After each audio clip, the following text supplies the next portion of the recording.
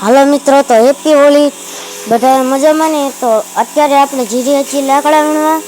આપણે લાકડા વીણીને આપણે જઈશું હોલિકા દહનની જગ્યાએ।